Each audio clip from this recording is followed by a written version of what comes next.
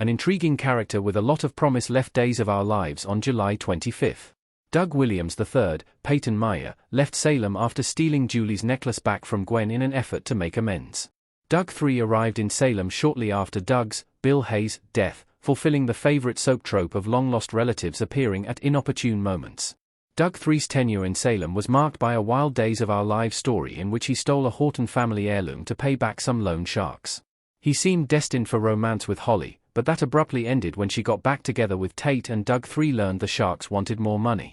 After Doug III's debts led to Ari and Holly getting kidnapped, he decided to leave town, but first he had a heartfelt goodbye with Julie. Check out what Julie said right before Doug III left, via TV line what Doug III's exit means for Days of Our Lives. It's disappointing that he's leaving, but the door is open for a return. It's disappointing that Doug III was written out so quickly after the new writing team took over from outgoing head writer Ron Carlivati, who had created Doug III. There was no reason to revisit his loan shark story, and doing so merely undid all the progress in his story with Holly and Tate. Additionally, most of Salem vilified Doug III despite his behavior being typical soap fare.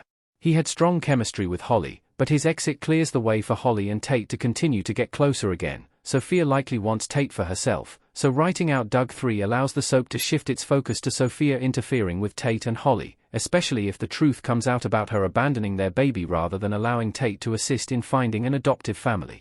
That said, if Doug III had to leave, it was fitting that his final scenes were with Days of Our Lives soap legend Susan Seaforth Hayes and that Julie finally forgave him. Hopefully, their relationship will continue off-screen and Doug III will be able to return in the future. Our take on Doug's exit from Days of Our Lives. It was rushed and disappointing. Julie stands in her doorway watching as Doug III goes. Doug III was the grandson of a legacy character who had just died, so his stories should have been more respectful of how he fit into the Horton family. It was especially disappointing that his exit story was a regurgitated version of his initial story. Redoing this story in order to write him out unnecessarily vilified Doug III and justified poor decisions Tate had made in the past. Holly and Tate had broken up because Tate told Julie about the stolen necklace for the sole purpose of causing his rival trouble. At the time, Holly rightly castigated Tate for his abusive and controlling behavior, and she should not have so easily forgiven him. Furthermore, it made no sense for her and Ari to blame Doug III for their kidnapping. Doug III's decision to try to protect both women by distancing himself from them instead of telling the police about the threats was no different than the way almost all Salemites behave when in danger and should not be an unforgivable sin. Furthermore, Tate demanded Doug III leave town, which is no different than his earlier behavior, and should be something Holly strongly disapproves of.